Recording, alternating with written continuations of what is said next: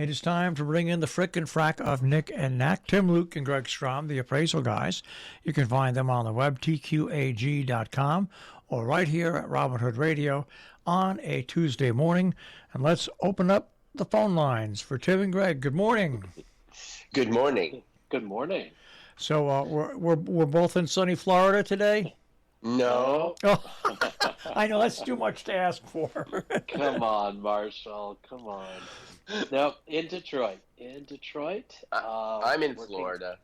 Greg's in Florida, but I'm in Detroit working on several appraisal projects. So just a quick, I came up last night, leaving this afternoon, just a quick down and back, up and back. Detroit's made a little comeback after about 10 years ago when it got so horribly bankrupt and everything like that. It's an interesting city that's in redevelopment. And what's the weather like there this morning? Is it pretty crummy or all right?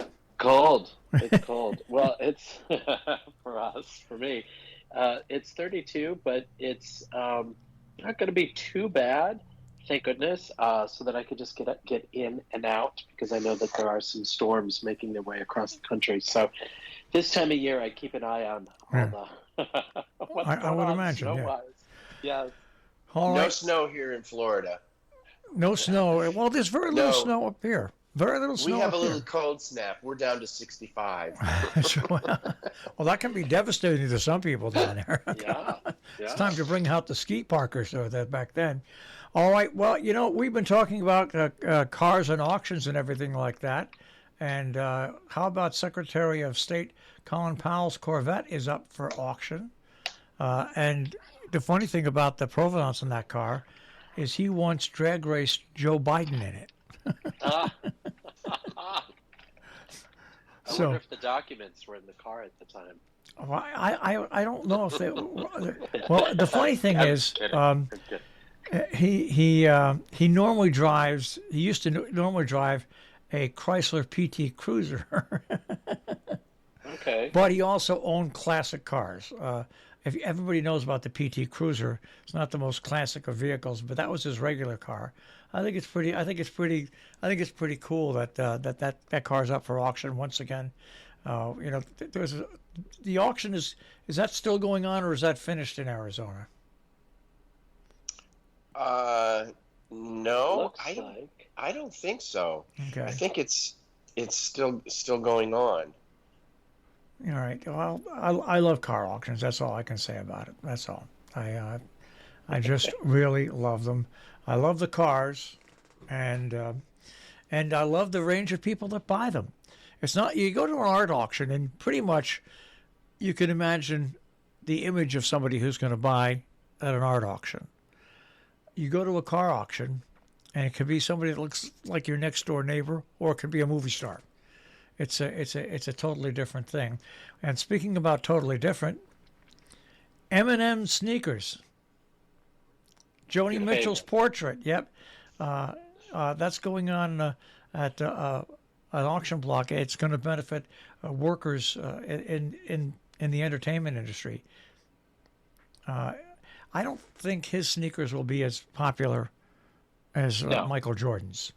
I would agree.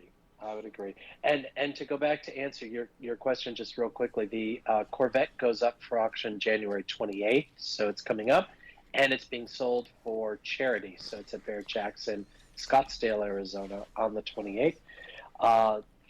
So there's your answer to that one. But I would agree. I don't think that the sneakers, that there is a sneaker market out there. People are collecting these things, but I think that it's commensurate with what those sneakers did, or who the person in the sneakers, what they did and when, because that's really what is driving the value of what these things are selling for, is with when you have somebody like Michael Jordan, especially game worn, and you can track it. It's got provenance. It's got everything going for it. That's all great. But was this just a promotional sneaker that was given to the artist, and did he wear it on stage? And so that also has to play into the overall value. Yeah, they're a pair of white Nike Air Max sneakers. Now, I'm sorry, that's still not going to help match. Not helping. I know. Well, let's just say, suffice it to say, Marshall, that your sneakers and my sneakers will never attain the value of even M&M's sneakers. Well, my sneakers are not allowed on anybody but my feet. Once I change sneakers, they get instantaneously burned. Because I live in my sneakers. I live in them. They get kind of beat up. But there's a cool things there. If you're a Joni Mitchell fan, a watercolor of Joni Mitchell, which is going to be up for sale there. There's going to be a Les Paul guitar signed by all the members of Fleetwood Mac, which will be pretty popular. And also the acoustic guitar, which was autographed by Bruce Springsteen, Graham Nash, and Sheryl Crow. I mean, there are some pretty cool things up for the auction, and the auction is for a good cause. It's to help all the stars that didn't manage their money well. I'm sorry, it's a joke, but it's basically it's true. There you go. Basically, it's true. That sounds like all I can say is at Christmas, Tim's sister got me a T-shirt, and she says to me, "I hope you're not offended by this." And I looked at the T-shirt. I said, "Oh my God, you have my number." And it says, and it's very appropriate for what you just said, sarcasm is the body's excuse to combat stupidity. And it's very appropriate in what you just said, because to have an auction to benefit distressed artists that have lost their mojo is, well, you see, there's not enough Medicare commercials. For these old stars right. All star. and I don't think I'm not sure that those Medicare commercials pay current rates right now. No, but I'm sure it's not a whole lot. You see people on those commercials and you say, "Holy smokes!" Like Jimmy Walker. My dad goes crazy. Joe Namath. It's like, oh my God, Joe Namath. Isn't there anyone else they could get? Or, J.J. Walker. J.J. Walker. It's just, and the thing about Joe Namath, he doesn't look cool doing it. Like, he was cool. Right. Everything else he did early in life, this just didn't look cool. And yeah. Well, anyways, we'll get away from that. Now, once again, something that will never happen to me, but happened to somebody else. An oil sketch found covered with bird poop. I saw that. It's in a farm shed. It's actually an early painting by a famous artist. It's going to auction, and they think it's going to fetch $3 million. Yeah. Bird droppings. With or without the droppings? Without, I think. But it's. I'm sure they're going to. Yeah, the sketch is by Van Dyke, and it was in an old shed, and it's heading to auction. I am sure they are going to have that cleaned and get that cleaned up. But this it's a study of Saint Jerome is what the subject matter is. And Sotheby's, they think that it could bring up to $3 million in the Old Master paintings sale that's coming up. Well, when something like that survives, it really is amazing, especially being in a garage. I don't know. I don't know if it was a temperature controlled garage or whatever, but still, Probably something like that, which is, if it's left outside, is really susceptible to decay and rot. To make it through and be worth $3 million is amazing. It's absolutely amazing. Most definitely. And there's other features, value characteristics of this piece. Not only was it created between 1615 and 1618, but it's only one of two known live model based studies by the artist, by Van Dyke. So having all that going in its favor, I think it will definitely really capture, I believe, a lot of people's interest, for the bidding. Now we have to bring this conversation down a little here, and Kim Kardashian. Oh boy. She got into a bidding war. to buy Princess Diana's amethyst cross pendant at the auction. And I guess the big thing about this, why it's Princess Diana, but it's thought that that's only been worn by her, nobody else. So I think she purchased it for almost £200,000. That would be right around $200,000 for U.S. money, though. And it is a pretty piece. I mean, there's no getting around that. But the Kardashians, they have to make news one way or the other. Honest to gosh. Absolutely. But she seems to have a thing for, what's the word? Is it? I guess the correct word would be bespoke. I think pieces Yes. of memorabilia for, she damaged the original Maryland dress because she had to wear it for the gala at the Met, and then now this. I mean, it's almost as though she's trying to absorb the fame from those particular items because she has none. Oh, I mean, Greg, she has no talent. Greg, it's so funny. In the article, it says the same thing that you're getting at. It says she is trying to traumatize the ghosts of iconic women. Oh my God! By latching on to these the legacies of the dead people. Oh my God! Yeah, she forked over. It says about $197,453, and I mean it's a nice cross, fine, but okay, yeah. Now, this is something that we talked about. I forget. It was a while ago, and there's an article on this, and it's on charity art auctions, and what it is. People are saying that this is going to be a new model for offsetting taxes because the art industry, like everybody else, was always thought to be immune to bad things that happen, but that's not necessarily the case. Scott Rayburn's Annie Shaw report on auction houses, galleries, and artists mentioned that it's a big tax savings when you put these shows together now, and that's one of the top things that they're trying to do with the show, not necessarily move great pieces of art or great pieces, classic things. That the tax breaks are what motivate a lot of people.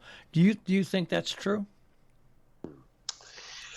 I don't know. That seems like an awful slippery slope to me because one way or the other, the IRS is going to somehow get involved because if you bought if you purchased a piece at a charity auction and are expecting to get or you're selling a piece at a charity auction, and you're expecting to get some major tax break, you're wrong. It's not going to happen. It's just not going to happen, and somebody's going to get caught, and it's going to all come down. It's that kind of mentality, in my estimation, is a house of cards, especially because we've seen it happen with the art on ships that were sold at well, but that's ship auctions. That's not a charity auction. A charity auction. I know, but charity auctions though, we've seen it happen where the artists decide, well, I want to donate this to this particular event, and this is going to be a big tax write-off for me. Well, no, not so much, because, well, here's the whole thing, is that if you are buying artwork at auction, the donor must be able to show what the fair market value is, and the buyer can only take the deduction on anything over the fair market value. So let's say you donate a painting and has a fair market value of $10,000, and it only sells for $5,000. Neither party gets a donation on either side. But if you are donating it and say people go crazy and it sells for $30,000, then the person buying it can only take the amount above $10,000 as a donation. Is what the IRS typically says. Now, again, this is not tax advice. We're not tax attorneys. We are not lawyers, so we cannot give that. I just know from the appraisal standpoint is that whenever we're asked about that and dealing with a benefit auction, or somebody wants to benefit a piece or donate a piece of artwork to an auction, I always remind them, look, get the fair market value, because the donor can only take anything that is above that fair market value as a donation for that piece. Well, the other thing to remember is human nature is such that anybody who, let's say they're not actually in the know, but they read this article and they're an artist, they think, they're kind of doing a disservice. This article could really do a disservice only because they're going to see they're going to only see what they want to see, and they don't know the regulations that go behind what the reporter, if he has any research to back all of this stuff up. People don't they don't know what Tim just spoke about, because all they think about is, oh, this is a great way for me as an artist to get tax deductions and reduce my tax bill because my art isn't selling in a gallery somewhere, and it just doesn't work like that. The regulations, they're really cracking down on this stuff. So I mean, it's artist beware. You have to really. You really have to know the regulations before you decide to dive in there and just give your art to an institution that says, oh, yeah, we'll put this up in a charity auction. But just because you put it in a charity auction doesn't necessarily mean that it's all going to be, you're going to get tax deductions on it. And there could be huge liabilities behind this if you don't know the regulations. And it's not 100% tax deductible. No, it's only a percentage of the income. And basically, the big thing here is what people do is when they sell a collection of art, obviously there are capital gains, and in order to avoid capital gains tax, is just like with a house and just like with real estate, everything else, you put it into another house or you put it into another work of art. And if you show that, then that's one way of avoiding the tax. But that becomes more of a tax issue, and you need to know and have good tax advice in order to do that, because it doesn't. There are a lot of other factors that go into it. And you can't just blanketly say, oh, here, just like you need to have professional advice. All right, and something that we've talked about a lot in the past, and it's happened once again, heirs of a Jewish art critic have been forced to sell work that's worth an estimated $15 million. Why? Because it was taken by the Nazis and hidden in a barn for many, many years. And I think this is such a good thing that this is happening and continues to happen, because I don't care who you are. I don't care if you weren't a Nazi or part of the people that stole it originally. By holding on to it, you're just being plain wrong. Yeah.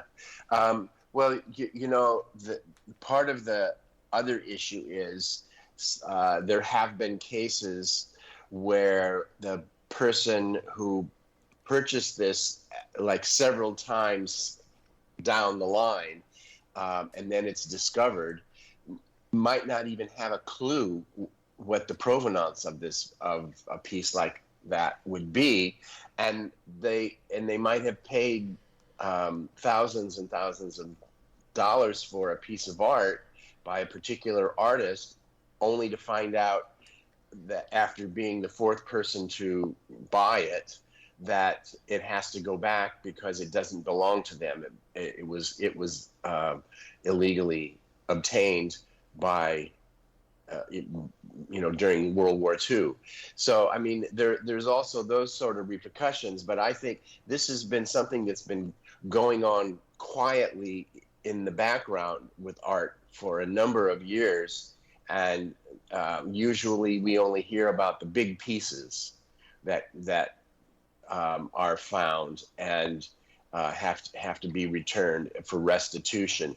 We don't hear about the other smaller pieces that might be only, maybe $5,000 or $10,000 that people have had to forfeit because of where it came from. But I don't believe that the people who necessarily have all of those pieces that have come under question necessarily are aware of its provenance. And this is why provenance is such an important thing in art, is to know where it came from. It doesn't really, if you just go to an auction and buy a piece of art, and you're spending $50,000 on it, you better believe you want to know where that came from and what its background is, because it's just careless not to do that. Well, here's a question. Let's say somebody goes through a major auction house, does this, and then 5 years later finds out that it was stolen, it was hidden. It's you got to give it back. Is there any recourse to sue the auction house because they didn't do that? You're counting on them to do the due diligence. That's true. That's a good question, Tim. I'm going to defer to Tim. And I will say that it is customary for a lot, depending on the artists, because there would be certain artists during certain time periods that would fall into this. So there are a number of there are searches and search engines to check the databases if these were stolen prior, if there are anything that has been reported. So it has to have been reported. It's very much like when we do appraisals and somebody says, "Oh, this was all stolen." Well, we need a copy of the police report, because we need to make sure that it was in fact was in your possession and was stolen. And that the databases especially for the looted art and for stolen works of art, there are several of them. There's an art theft register that does get listed, and a lot of auction houses do check that out. Sometimes